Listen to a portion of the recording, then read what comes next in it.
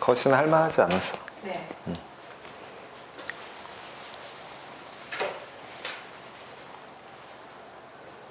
오늘 여기 다 열심히 나머지 거는 진짜 열심히 할 거라고 하는데 기대가 커요. 감사합니다 교수님. 저도.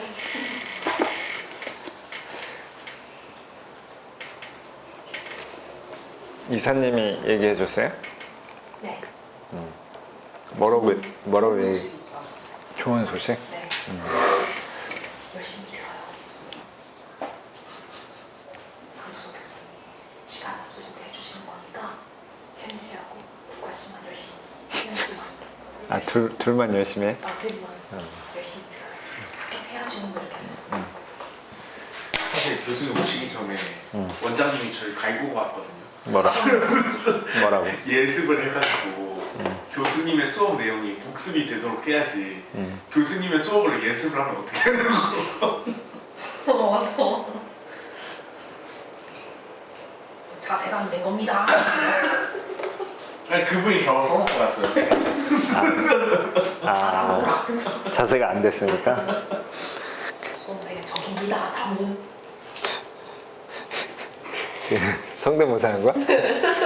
나 해봐요. 나 성대모사. 저는 어떻게 제가 교수님 성대모사를 네.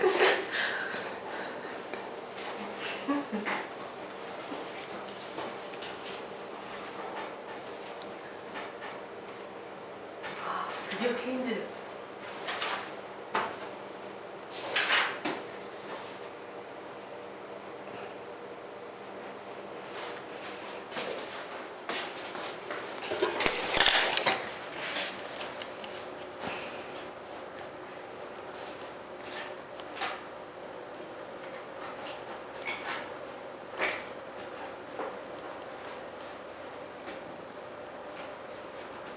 어제 여기까지 했죠? 시작합시다.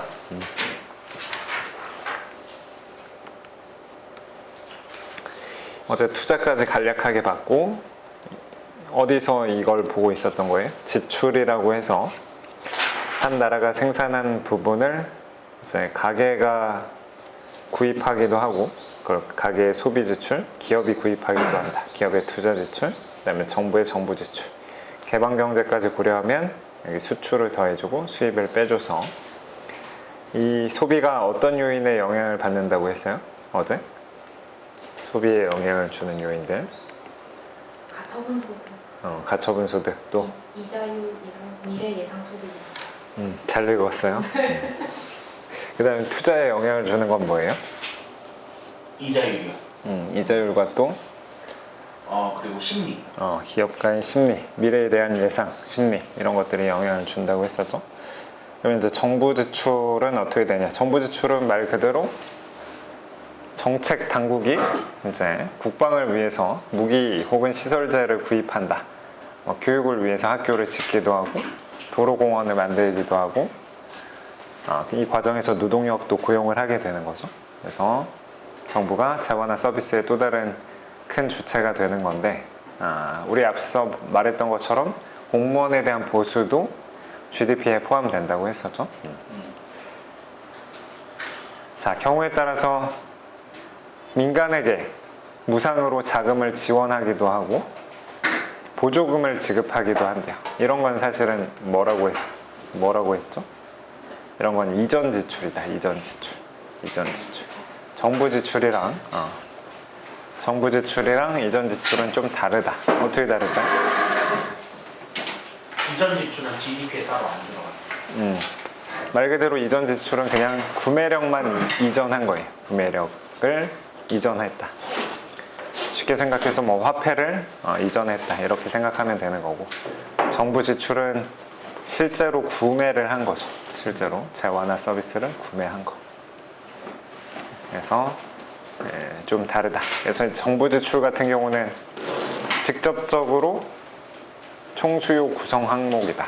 C 플러스 I 플러스 G에서 이 G가 정부 지출이다. 그래서 총수요의 직접적인 구성 항목이지만 이런 이전 지출은 직접적으로는 영향을 안 주죠. 직접적으로. 그럼 간접적으로는 어떻게 영향을 줘요?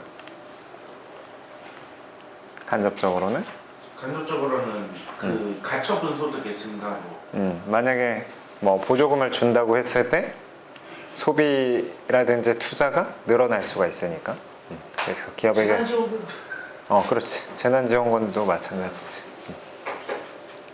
재난지원금. 오케이, 좋습니다.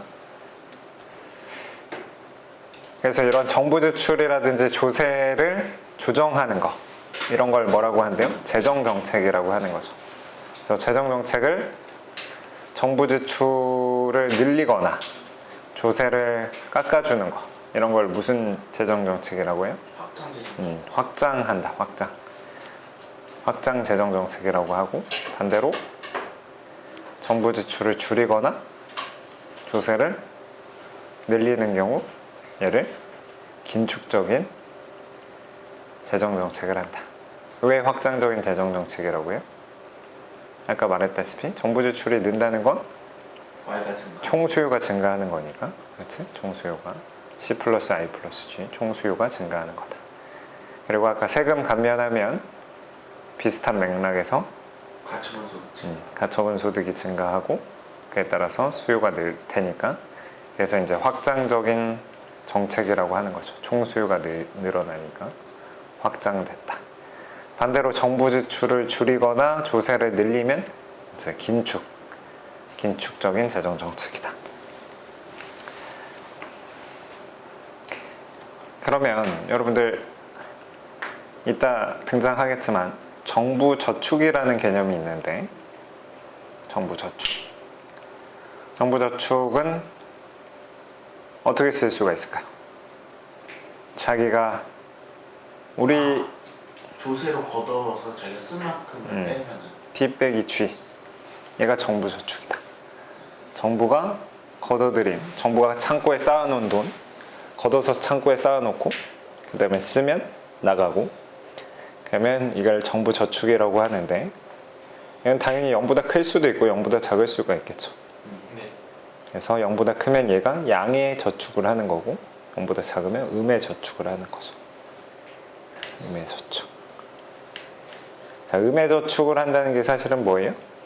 돈을 빌리는 거 얘가 0보다 작다는 건 재정 적자가 있는 거죠. 적자 재정, 저정 적자. 재정 적자가 발생하는 거고 그러면 거둔 것보다 더 쓸 수 있는 건 사실은 뭐였던 거예요?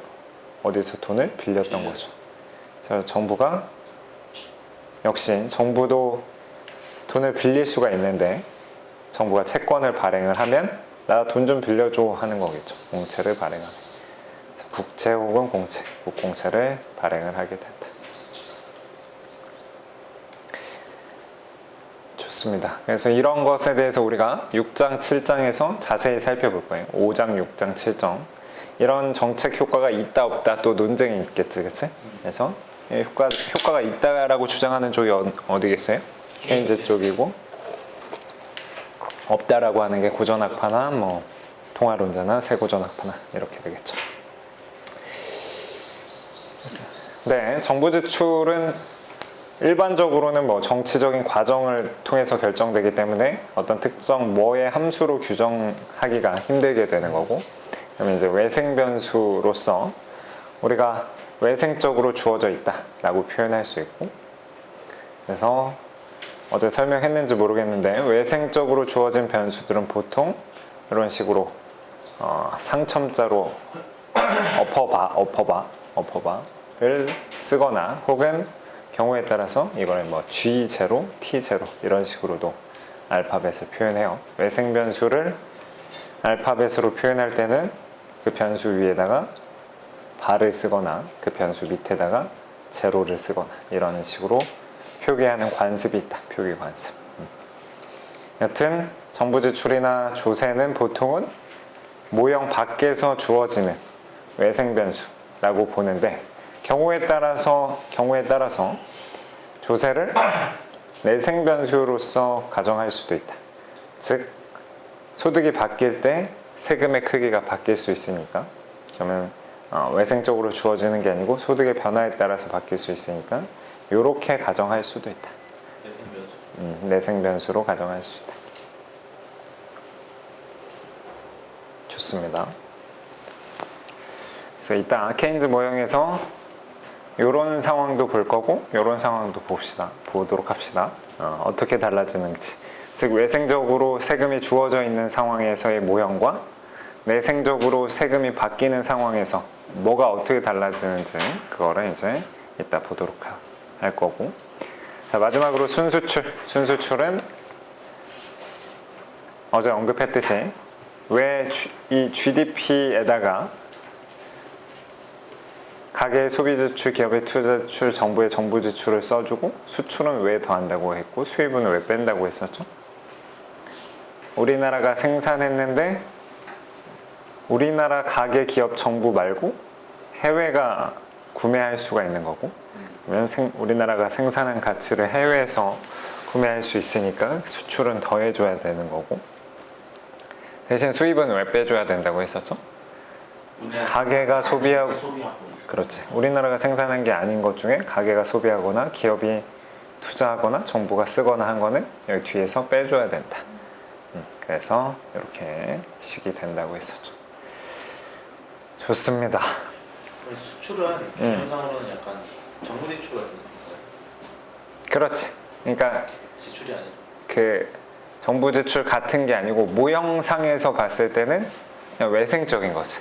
해외 수출에 영향을 주는 건 뭐냐? 물론 이 순수출에 영향을 주는 것은 나중에 역시 9장에서 개방거시경제에서 좀 정확히 볼 건데, 그때 배우면 이 순수출을 넷 익스포트라고 해서 실질 환율에도 영향을 받고 우리나라 소득에도 영향을 받고 해외 소득에도 영향을 받는다, 이런 걸 이제 볼 건데, 그냥 간단한 상황에서는 수출이 어떻게 주어져 있다?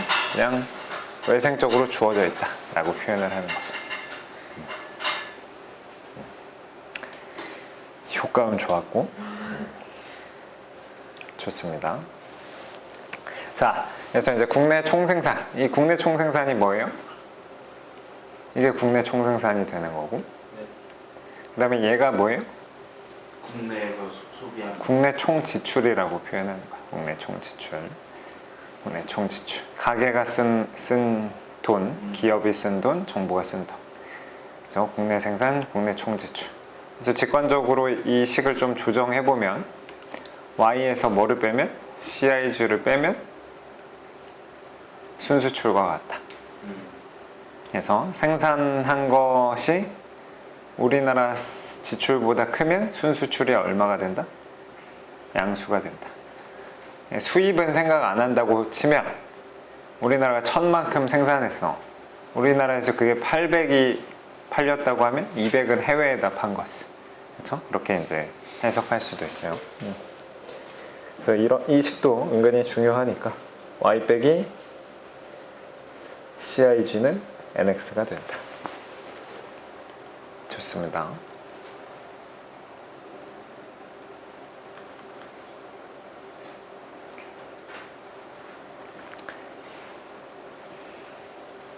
앞에서 1.4를 아직 안 보긴 했죠.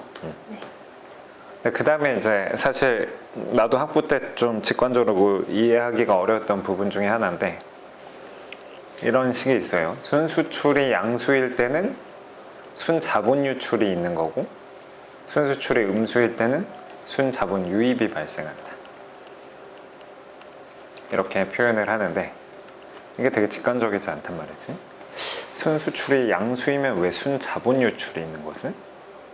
우리가 그냥 흔하게 생각하면 순수출이 플러스라는 건 수출이 수입보다 많은 거고, 맞아요? 네. 그러면 수출에서 벌어든 달러가 수입해서 나간 달러보다 많은 이유가 달러가 들어온 거죠. 그치? 네. 달러가 유입된 거야. 그럼 순자본 유입 같은데 얘를 순자본 유출이라고 표현하네. 순자본 유출이라고 표현. 되게 직관적이지 않지? 이게 자본과 화폐를 구분해서 그렇지. 그렇지. 똑똑한데.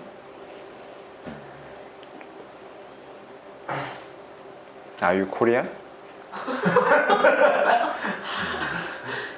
I'm Chinese. 똑똑하다. 자, 하여튼 이제 왜 순자본 유출이냐면 여러분들 이렇게 생각하면 돼요. 가장 직관적으로 이제 표현해 보면 한국이 물건을 100만큼 만들었다고 봅시다. 100만큼 만들었어.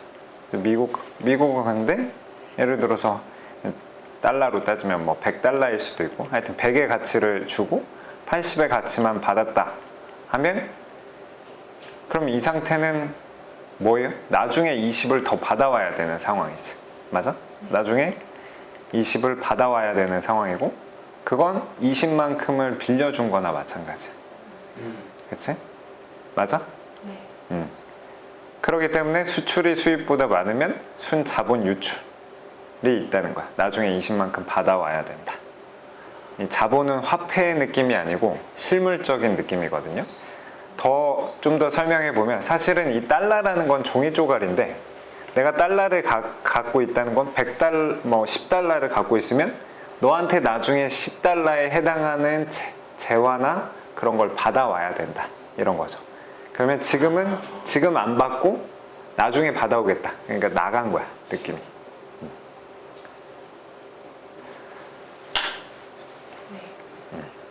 좀 더. 근데 실제로 실물은 그런데 실제로는 거래되는 순간에 돈은 오지 않아. 그렇지. 그 돈이라는 게 사실은 그거야. 나중에 받아올 재화를 표시해 주는 거라. 돈은 자본이 아니거든요. 그렇지. 화폐인 거지, 그거는. 자본이 아니야. 증서 같은 거죠. 나중에 그렇지. 채권 같은 거야, 한마디로. 사실 채권은 내가 갖고 있으면 나중에 돈을 받아올 수 있는 거잖아. 근데 이거는 이 화폐라는 건 나중에 재화를 가져올 수 있는 권리를 갖고 있는 거야, 지금. 그러면 지금 나간 거고 나중에 받아올 수 있는 거지. 유출된 자본은 실물 그냥 그렇지. 물건. 실물의 어떤 그런 느낌이라고 생각하면 돼요.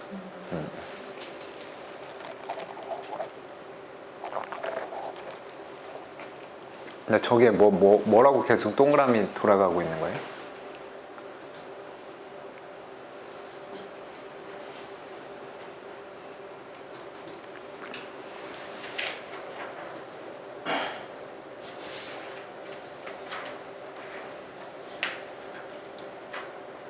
녹화는 켜졌는데.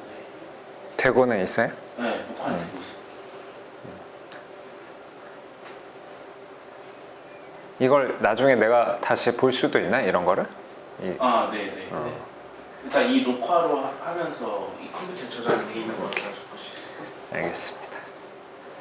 자, 이제 국민경제 순환이라고 해서 뭐 저축 이런 것도 등장하게 되는데, 자, 한 나라의 총저축이라 하는 거는 이제 총저축이라고 표현하기도 하고 국민저축이라고도 표현해요. 국민저축.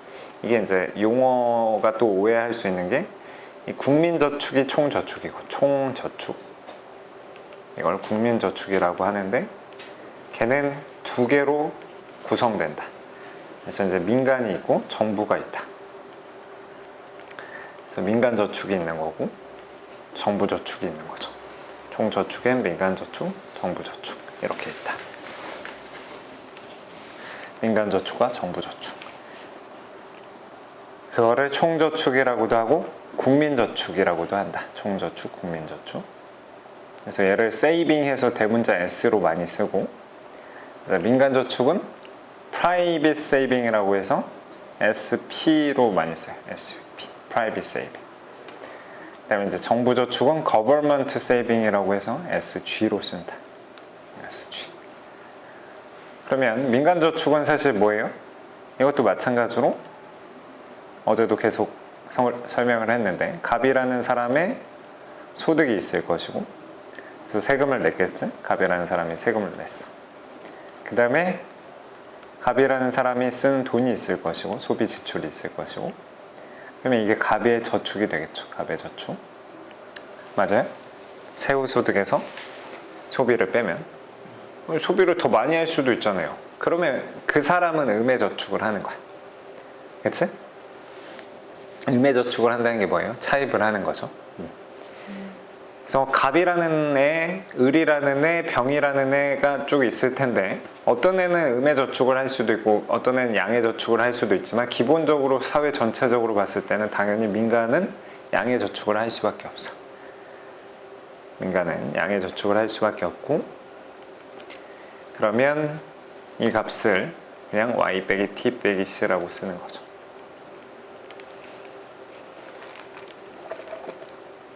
요즘 민간에는 그러면 기업이나 들어가죠. 그러니까 이런 느낌이야.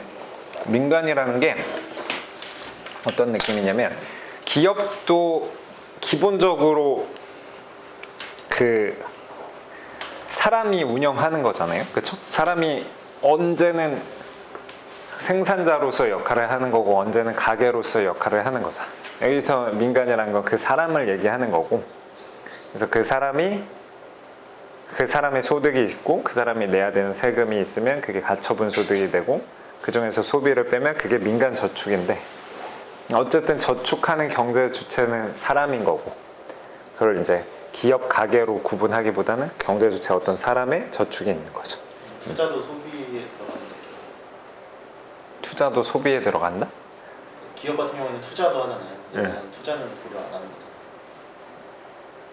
거죠. 이따 보겠지만 투자는 자금의 수요로 연결돼요. 이렇게 저축이 있으면 이게 자금의 공급이 되는 거고, 자금의 공급이 되는 거고, 그다음에 이게 자금의 수요로서 투자가 생기게 된다. 투자를 하기 위해서 자금이 필요로 하고 자금의 수요를 투자로 한다. 좋아요. 일단 민간저축은 이렇게 쓸 수 있고, 정부저축은 아까 어떻게 쓴다고 했었죠? 정부저축 어떻게 쓴다고 했었죠? 어? 정부저축. T, SG는 표기고 그 식으로는 T-G였죠? 그럼 보면 얘랑 얘 더하면 뭐는 없어져요? T는 없어지겠죠. 이렇게 T는 없어지겠죠. 당연한 게 사실은 민간이 세금 낸 걸 정부가 가져가는 거니까 그건 사회전체적으로 봤을 때 그냥 퉁 쳐지는 거지. 마이너스 플러스. 그러면 이제 총저축은 항상 어떻게 쓸 수 있냐? 총저축은 어떻게 쓸 수 있겠어요? Y 빼기 C 빼기 G 이렇게 쓸 수 있겠죠. 총저축은 Y 빼기 C 빼기 G다. 딱 정의에 들어맞는 거다. 총 만든 거에서 쓴 것만큼 빼는 게 저축이야. 그치. Y 빼기 C 빼기 G.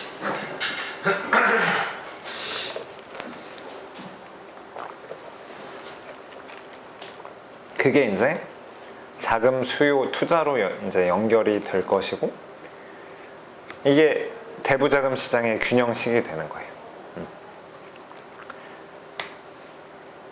그래서 Y 빼기 C 빼기 G가 되고, 그 저축은 어디에 쓰이는가? 어디에 쓰이는가? 어디에 쓰인대요? 투자에 쓰인다. 물론 이제 개방 경제에서는 좀 달라지지만 폐쇄 경제에서는 저축이 항상 투자랑 일치하게 될 것이다.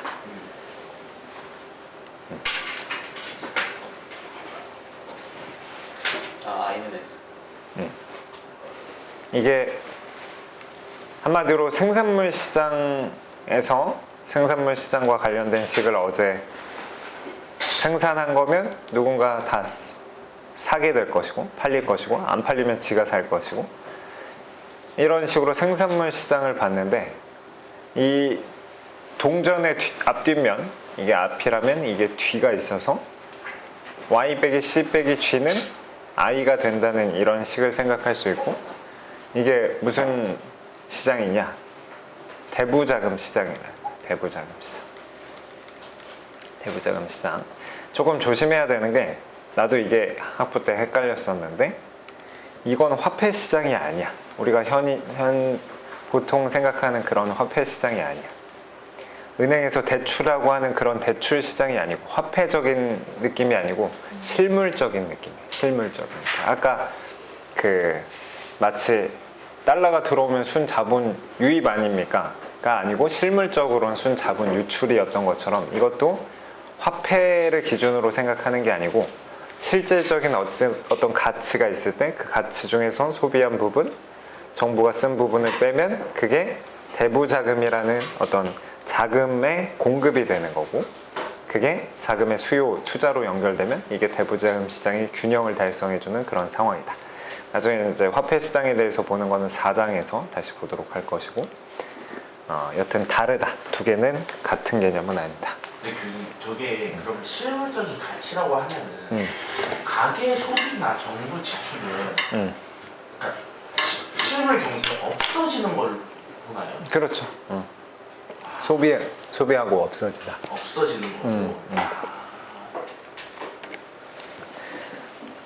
생산한 걸 소비하는 느낌. 그래서 가장 간단한 모형에서는 보통은 이제 옛날 구석기는 아니고 하여튼 농경 사회를 생각해 보면 생산한 쌀 하나 재화를 생각을 하면서 그걸 이제 생산해서 가게가 소비를 하고 쌀 가지고 이제 뭐 하는 거야? 그걸 안 먹고 일부를 그 창고에 넣어놓는 거. 창고에 넣어서 이제 씨앗으로 삼아 가지고 또 다음 해에 또 그걸 하는 거지. 모내기를 하고 이런 식으로.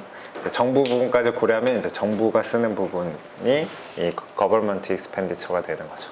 그래서 아주 간단한 경우에선 이 정부 부분을 고려하지 않으면 그 부분 그렇게 생각하는 게 나중에 이제 9장이 아니고 8장에서 솔로 모형에서는 정부 부분을 고려하지 않고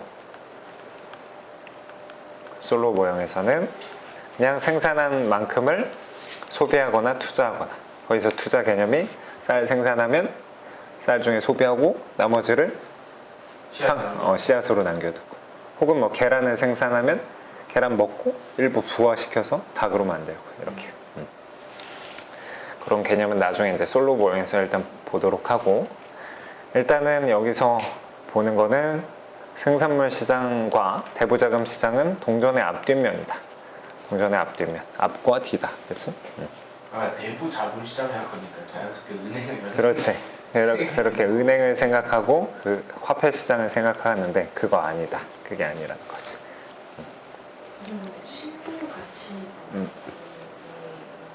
그러니까 이제 우리가 생각했을 때 왜냐면 우리 현대 경제에서는 대부분 화폐가 기본으로 깔려 있고 화폐를 바탕으로 의사결정을 하니까 이게 추상적이고 피부에 와닿지는 않는데 화폐가 만약에 없다고 생각을 해봐봐요. 화폐가 없다. 그럼 이제 물물 교환 경제를 하겠죠? 물물 교환 경제를 하는 거야. 그러면 무조건 생산한 것보다 쓴 게 적을 수밖에 없겠잖아. 생산한 것보다 더 쓸 수가 있어? 없지. 그러니까 화폐적으로 우리가 사고하니까 지금 당장의 생산보다 지금 당장 뭔가 더 지출을 할 수 있게 되는 건데 화폐를 생각하지 않으면 무조건 이번에 쌀 생산한 것보다 더 소비할 수는 없는 거지. 재화도 마찬가지로 어떤 재화를 생산했을 때 그것보다 더 많이 소비할 수 있는 부분은 없는 거예요. 그렇기 때문에 물리적으로는 양의 저축밖에 안 되는 거야. 물리적으로. 근데 우리는 현실에서는 가계 채무가 얼마라는데 그건 이제 화폐 단위가 들어가는 거야. 화폐로 생각을 하면서 화폐적인 시장으로 접근을 하는 거고 실물적으로 접근하면 무조건 생산한 것 중에서 소비 지출 그 다음에 투자 지출 정부를 고려하지 않으면 소비 지출을 빼면 그게 남겨놓은 거고 그게 투자로 연결된다. 근데 이게 딱 피부에 와닿진 않지. 우리가 20년 넘게를 다 화폐를 기준으로 생활을 했으니까. 좋아요.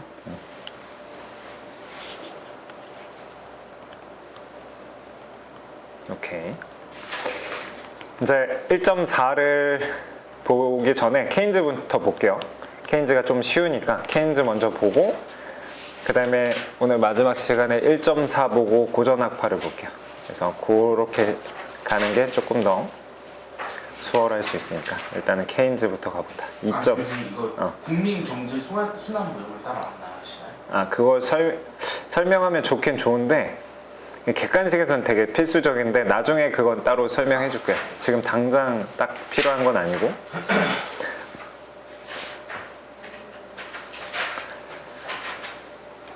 그거 꼭 설명해 달라고 나중에 말해줘요. 한 다음 주나 다다음 주에. 다음 주에.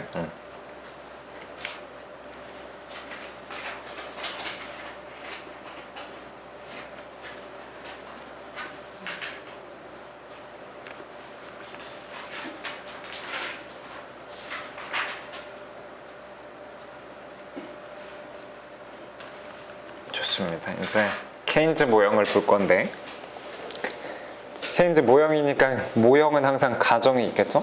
그래서 케인즈의 기본 가정이 있는 거고, 이건 케인즈 생각을 반영하는 거겠죠. 케인즈의 생각. 그래서 이따 보겠지만 사실은 고전학파는 케인즈가 등장하기 전까지의 경제학자들이고, 경제학자들은 당연히 시장을 신봉했을 것이고, 시장을 신봉한다는 게 가격 변수들이 어떻다? 신축적으로 조정이 된다. 그래서 이 가격이라는 건 노동시장의 가격은 임금이 되는 거고, 상품시장의 가격은 말 그대로 가격이 되는 거죠. 그래서 임금과 가격이 신축적으로 움직이면서 뭐를? 시장이 균형을 잘 달성하게 된다.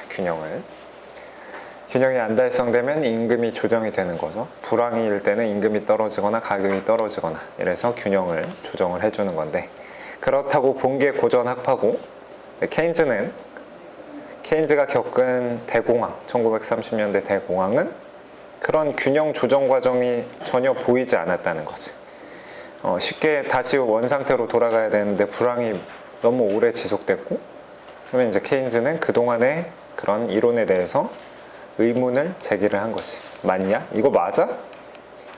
이거 맞아? 이렇게 물음표를. 싫어하냐? 이렇게 얘기를 한 거지. 그래서 이제 고전학파가 말하는 완전 고용 수준에 되돌아가는데 왜 이렇게 오래 시간이 걸렸을까? 케인즈는 일단은 어떻다? 일단은 가격이 신축적이지 않다. 가격이 경직적이다. 어제 살짝 봤듯이 임금이 굉장히 어떻다? 하방으로 경직적이다. 깎는다고는 못 참는. 그렇지. 이제 임금이 경직적이면 사실 균형을 달성하기 위해서는 어때요? 가격이 조정돼서 수량을 갖게 만들어주거나, 가격이 안 변하면 수량을 조절해줘야 되는 거야. 그렇기 때문에 이제 사실 케인즈는 수량이 변했다면, 특히나 총수요가 감소해서 뭔가 문제가 발생하면 이 수량을 다시 조절해 줌으로 인해서, 총수요를 다시 원상태로 조절해 줌으로 인해서 원래 상태, 원상태 혹은 균형으로 돌아가야 된다. 이게 케인즈의 생각인 거지. 특히나 이런 경기 침체가 왜 발생했다? 경기 침체가 왜 발생했어? 갑자기 외생적인 총수요 감소로 인해서 경기 침체가 발생했고, 그렇기 때문에 어떻다? 수요를 늘려야 된다. 수요를 어떻게 늘린다? 정부 지출 증가, 특히나 정부 지출 증가로서 수요를 늘려야 된다.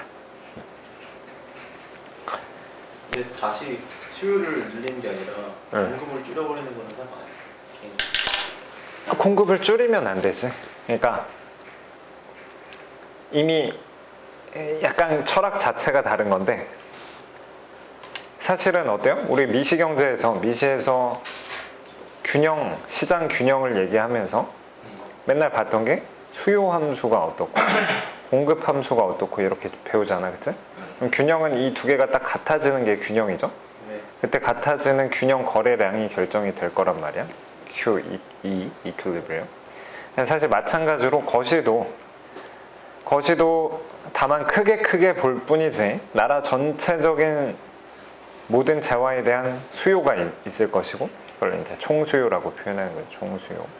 총수요랑 뭐가? 총 공급이 같아지는 점에서 원래는 이게 같아져야 뭐가 결정되는 거예요? 균형 Y값, 균형 GDP, 균형 국민소득이 결정되는 건데,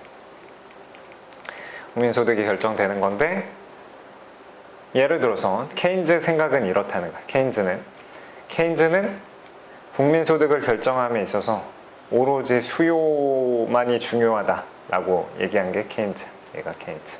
즉 국민소득을 결정함에 있어서 오로지 총수요. 케인즈는 이렇게 생각한 거고. 요즘 펜이 계속 그 마커로 돼 있어요. 케인즈.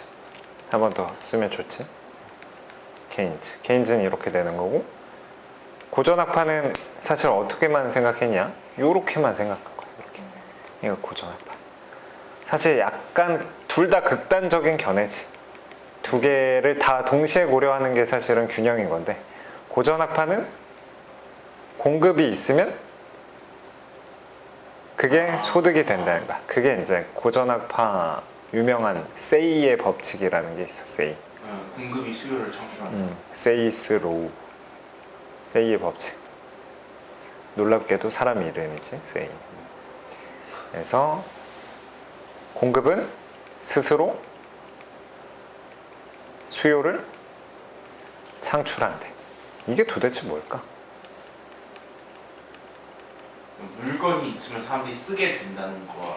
그냥 일종의 이것도 고전학파의 철학을 잘 반영하는 건데, 일단 생산되면 어떻다? 팔리고 안 팔리면 가격이 조정된다는 거야. 가격이 조정된다. 그리고 팔렸으면 그건 누군가의 소득으로 가서 또 수요가 된다는 거지. 그게 공급은 스스로 수요를 창출한다는 게. 완전 판매를 가져가는 완전 판매제. 안 팔리면 가격이 신축적으로 조정되니까. 조정되면 다시 팔리는 거. 그렇지. 그러니까 고전학파 기본적으로 이런 얘기를 할 수 있는, 이런 주장을 할 수 있었던 그 기저의 논리는 가격이 어떻다? 신축적으로 조정이 된다. 신축적으로 조정. 이런. 그래서 공급만 있으면 수요는 알아서 따라온다는 거고. 근데 케인즈는 왜 정반대의 주장을 했냐? 사실 시대가 다른 거야. 케인즈는 어떤 시대에서 등장했어요? 불황 때 등장했잖아. 불황. 사실 불황이라는 건 뭐냐? 내려가도 사람들이 살 돈이 없게 되는. 가격이 안 내려가. 일단 가격이 일단 안 내려가고 경직적이고, 그러다 보니까 수요가 증가할 수가 없는 거지. 가격이 떨어져야 사는데 떨어지지 않기 때문에 사지도 못하고, 사지도 못하니까 계속 안 팔리는 거야. 그래서 이제 불황 때는 사실은 뭐가 있냐면 유휴 설비가 있는 거지. 공장은 안 돌아가고 있는 거야. 그러면 수요만 있으면 공장이 돌아가. 수요만 있으면 생산이 되는 거고, 그럼 생산되면 그게 또 소득으로 돼서 또 수요가 된다는 거지. 그러니까 약간 인과관계에 서로 반대 논리를 펼치는 거야. 정확하게.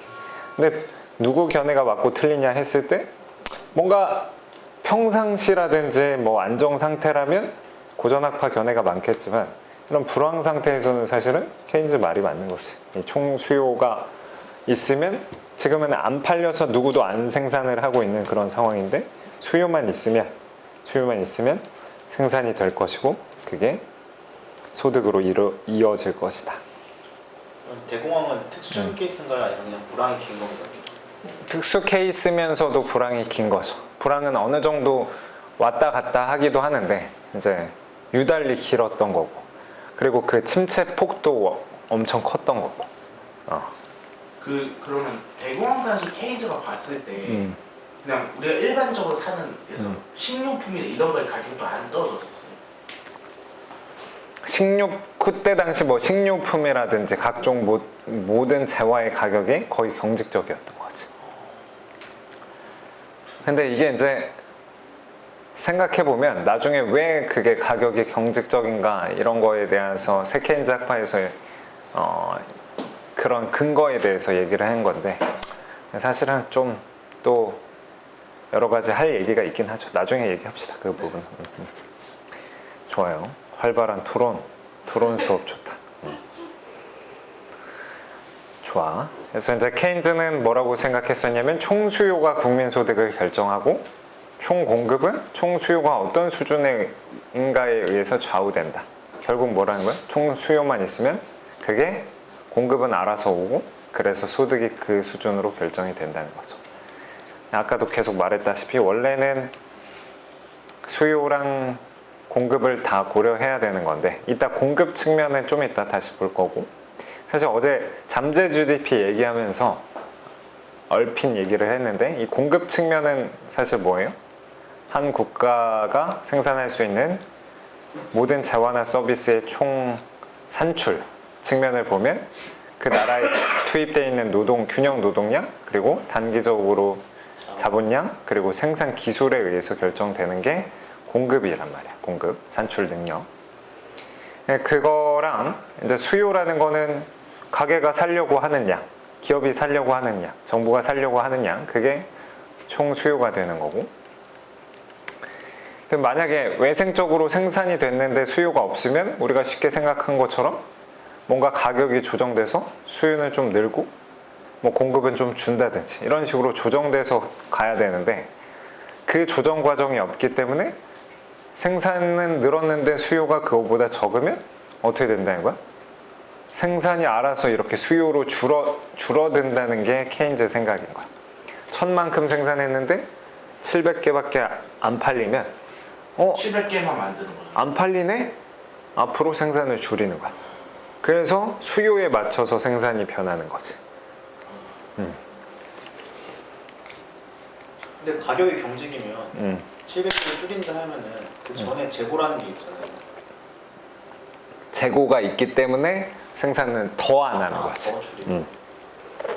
그 요새 아까 세일의 법칙에서도 그거는 상품 시장뿐만 아니라 요소 시장에도 똑같이 적용되는 법칙. 그쵸, 그쵸. 그러니까 일하려는 사람이 있으면은 그걸 고용하려는 사람이 있다 이런 느낌인 건가요? 아, 노동시장에도 공급이 수요를 스스로 창출한다 그 얘기? 네. 아, 그건 아니지. 그냥 재화시장. 세이 법칙은. 좋아요. 그래서 총수요가 없으면 경제는 완전 고용을 달성하지 못하고 완전 고용 산출량도 생산할 수 없다는 게 케인즈 생각. 그러니까 수요가 중요하다. 수요가 중요하다. 그리고 수요가 외생적으로 이렇게 민간에 의한 수요가 적으면 누가 나서야 된다? 정부가 수요를 늘려줘야 된다. 정부가 수요를 늘려줘야겠다. 그래서 수요 늘려주는 게 하나는 아까 말했다시피 직접적으로 정부 지출을 증가하는 거. 다른 하나는 간접적으로 조세를 깎아서 총수요를 늘리는 거. 이 둘 다 아까 무슨 정책이라고 했어요? 재정 정책. 확장적인 재정 정책을 했지. 정부 지출을 늘리거나 조세를 깎는 확장적인 재정 정책. 확장적인 재정 정책을 주장했다. 오케이. 이제 기본 가정으로는 가격과 임금이 경직적이다. 가격이 신축적이라면 아까 말한 대로 생산물이 안 팔리면, 불황에서 물건이 안 팔리면 가격이 하락하면서 생산물에 대한 수요가 회복할 텐데 그런 조정 과정이 없다는 거지. 마찬가지로 임금도 신축적이라면 실업이 발생했다는 건 초과 공급이고 임금이 하락하면서 노동 수요가 소폭 증가해서 균형을 회복한다고 했었죠. 어제 말한 것처럼 만약에 노동 시장이 이렇게 전체 노동에 대한 수요랑 전체 노동에 대한 공급이 있었고 임금이 이 수준이었고 고용량이 이만큼이었을 때 외생적인 충격이 있어서 노동에 대한 수요가 줄면 그러면 임금이 신축적으로 조정된다고 하면 균형점이 요점에서 요점으로 소폭 감소하긴 하지만 어찌됐든 새로운 포인트도 균형인데 현실에서는 어떻다? 현실에서는 임금이 안 떨어진다. 그래서 노동 수요가 줄었으면 얼만큼의 초과 공급이 있는 거예요? 이만큼의 초과 공급이 있는 거고 이 실업이 해결이 되지 않는다. 이 실업이 계속 유지가 되는 거지. 즉 불균형 상태가 계속 지속된다. 임금이라든지 가격이 경직적이기 때문에.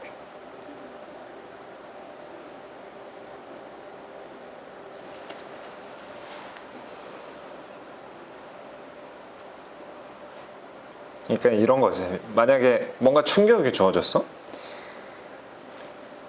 그게 어떤 충격인지는 아직도 약간 썰이 있지만 하여튼 충격이 주어져서 노동 수요가 줄었어.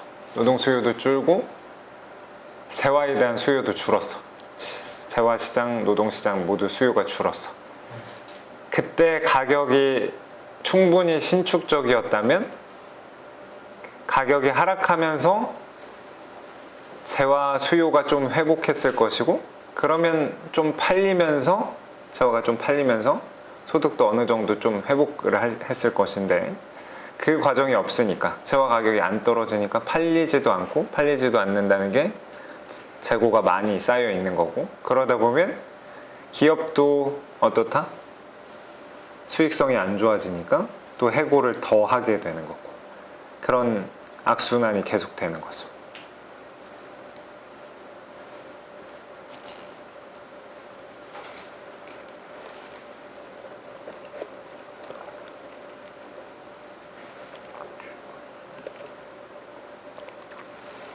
그래서 나중에는 왜 이런 가격이 도대체 경직적이냐 했을 때 뭐 총수요 외부 효과, 세케인즈 학파들은 여러 가지 얘기를 해. 메뉴 비용이 가장 중요한 얘기고, 그 메뉴 비용 얘기하는 사람이 맨큐이기 때문에 맨큐가 좀 유명한 건데, 하여튼 메뉴 비용 이론도 있고, 가격이 왜 경직적이냐 메뉴 비용 이론도 있고, 뭐 총수요 외부 효과도 있고, 이런 것들은 나중에 일단 보도록 하고, 이건 그냥 내가 얘기했다시피 케인즈가 그냥 썰을 이렇게 푸른 거지.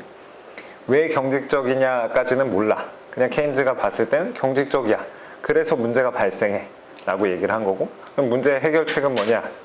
정부가 등장해서 가격 조정이 안 되니까 수량을 조정해 줘야 된다 라고 얘기를 한 것이, 즉 총수요를 늘려줘야 된다는 거지. 총수요가 줄었으니까 다시 회복이 되도록 총수요를 늘려줘야 된다 라고 얘기를 한 거죠. 좋아요. 당연히 불황이니까 아까 말한 것처럼 잉여 생산 능력은 있다. 그치? 그래서 생산은 할 수 있는데 팔리지가 않으니까 생산이 가동되지 않는 상황이다. 우리가 보통 상황에서는 수요가 있다고 해서 다 생산이 되진 않지. 예를 들어서 뭐 중국집에서 하루에 수요가 막 어디서 주문이 들어와서 1000그릇을 팔아주세요, 1000그릇 살래요 한다고 해서 1000그릇을 생산하지 못하잖아. 그치?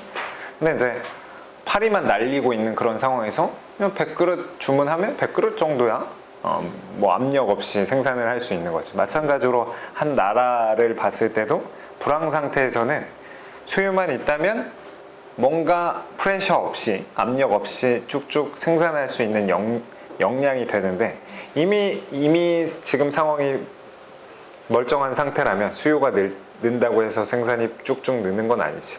그래서 케인즈 견해가 맞는 건 오로지 약간 불황 상태에서 유휴 설비가 있는 거고, 그럴 때 수요만 있으면 쭉쭉 생산이 늘 수 있는 그런 상황이라고 보면 돼요. 그래서 이거를 좀 배우다 보면 우리 한동안 막 그 정치권에서 막 그런 이슈가 있었잖아. 그 특히나 민주당 쪽에서 약간 이 케인즈 이론을 나름 반쪽만 알고 와가지고 좀 이런 주장을 하긴 하는데, 뭐 그런 주장을 하잖아. 낙수 효과를 주장하는 게 약간 그쪽이잖아. 그래서 그게 사실 타당하려면 불황 때는 그게 타당한 견해야. 수요만 있으면 쭉쭉 생산이 이루어지고, 생산이 있으면 또 소득이 되니까. 그래서 그때 막 뭐 최저급여를 줬을 때 뭐 그런 게 소득주도 성장. 소득주도 성장인데, 막 뭐 쿠폰을 뿌렸다가 돈이 생기면 나중에 쿠폰을 회수해도 경제는 잘 돌아간다. 그게 이제 케인즈 주장처럼 정부가 정부 지출을 늘렸을 때 누군가의 소득이 늘고, 소득이 늘 때 소비가 늘고, 그럼 소비가 늘면 또 소득이 늘고. 생각해보면 뭔가 마법의 일 같지만 그거는 불황 때는 성립하는 얘기야. 수요만 있으면 생산이 되고, 생산이 되면 그건 누군가의 소득이 되고, 소득이 있으면 또 소비가 되고. 그거는 아주 심각한 불황이나 이럴 때는 타당한 견해지만 평상시에는 사실은 아닌 거지. 평상시에는. 좋아요. 그래서 케인즈는 경제가 잉여 생산 능력을 갖기 때문에 뭐에 따라서 지출하고자 하는 수준, 이게 수요가 되는 거죠. 사전적인 총수요에 의해서 소득이 결정이 된다. 그래서 지출을 증대하면 더 많은 재화나 서비스를 생산하고 고용도 확대시킬 것이다. 그래서 케인즈는 고전학파처럼, 이따 보겠지만 고전학파는 생산함수와 노동시장 분석에서 출발을 하는데, 사실 아까 고전학파는 뭐를 중시한다고 했어요? 공급을 중시하니까, 공급을 중시하기 때문에 생산함수랑 노동시장 분석에서 출발을 하는 거고, 케인즈는 수요를 중시하니까 수요만 있으면 공급은 알아서 된다. 그러니까 지출의 중요성을 강조한 거죠. 그래서 케인즈 이론에서 아래 식이 등장하는데, 사실 이 식이 현실 통계에서도 이 식이 등장하죠. 현실 통계에서도 이 식이 등장하고, 현실 통계에서는 이게 항등식이야. 항등식. 어제 말했다시피 생산했으면 가게가 사거나 정부가 사거나 해외에서 사거나, 안 사면 지가 산다. 재고 투자로. 그치? 물론 이 투자에 다른 기업이 사는 그 투자도 있지만, 자기 기업이 자기 제품이 안 팔렸을 때 사는 그런 재고 투자 형식이 있기 때문에 얘는 항상 성립할 수밖에 없는 항등식이야. 현실 통계에서는. 근데 여기서는 통계가 아니고 모형이자 이론. 모형이니까 여기선 이게 같아져야 균형이 되는 균형 조건이야. 균형식이 되는 거야. 이게 같을 때가 균형이 된다. 같지 않으면 균형이 아니고. 그럼 이걸 균형을 뭐가 조정해 주냐? 이게 같아지도록 뭐가 조정해 주냐? 뭐가 조정해 줄까? 왼쪽 오른쪽이 같아지도록 뭐가 조정하냐면 아니야. 수량이 조정되는데 무조건 이 오른쪽에 따라서 왼쪽이 결정돼. 오른쪽이 왼쪽보다 크지? 그럼 왼쪽이 올라가서 같아지고 오른쪽이 왼쪽보다 작으면 왼쪽이 떨어져서 오른쪽과 같아져. 무조건 오른쪽에 따라서 왼쪽이 결정된다는 거야. 그게 사실은 아까 말했던 케인즈 생각은 총수요가 소득을 결정한다는 거야. 총수요가 소득을 결정한다. 오른쪽이 왼쪽을 결정한다는 게 수요가 있으면 소득을 결정한다.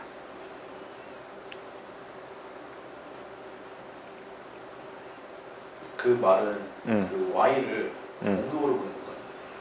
그러니까 이제 정확하게는 원래는 뭐예요? YD가 있고 얘가 C 플러스 I 플러스 G겠지? 그 다음에 이제 YS가 또 있을 거야. 근데 이걸 굳이 고려를 안 하고 원래 이게 같아지는 상황에서 Y가 된다고 했었잖아. 그치? 그럼 여기서 이 Y는 원래는 요거까지 고려한 값일 텐데 내가 말했다시피 얘가 오로지 얘를 결정한다는 건 수요만 있으면 공급은 이렇게 알아서 된다. 그래서 그냥 이거를 이제 공급이라고 생각해도 편해. 이걸 수요라고 생각하면 되고 그래서 수요가 있으면 공급은 알아서 된다. 우변이 좌변을 결정한다.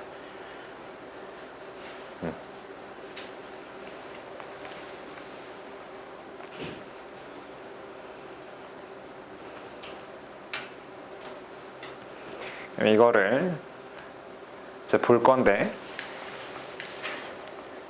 y는 c 플러스 i 플러스 g니까 10분간 쉴까요?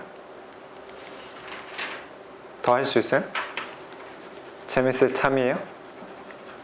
더 합시다. y는 케인즈는 마무리하고 더 하자. 마무리 안 돼. 1시간 더 해야 돼. 자, y는 c 플러스 i 플러스 g인데 이 c가 뭐에 의해서 결정되냐 했을 때 어제 가계의 소비 지출에 영향을 주는 게 뭐가 있다고 했었죠? 가처분 소득 이자율, 뭐 미래에 대한 예상 소득, 자산 이런 게 있었잖아.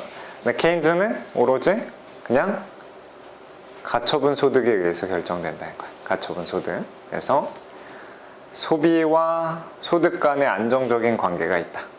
소비와 소득 간의 안정적인 관계가 있다. 소비와 소득 간의 안정적인 관계가 있다. 그래서 어제 언급했듯이 원래는 갑돌이의 소비가 갑돌이의 소득, 여기 갑돌이의 세금에 의해서 결정되고 을의 소비도 을의 소득에서 을의 세금을 뺀 을의 가처분 소득에 의해서 결정될 텐데 이거를 거시적으로 보면 전체적인 소비 지출은 전체적인 소득에서 전체적인 세금 크기를 뺀 이 가처분 소득에 의해서 소비가 결정된다는 거죠. 그래서 이제 가처분 소득이라는 표현을 너무 기니까 소비는 오로지 소득의 절대적인 크기에 의해서 결정된다 이렇게 표현하는 거죠.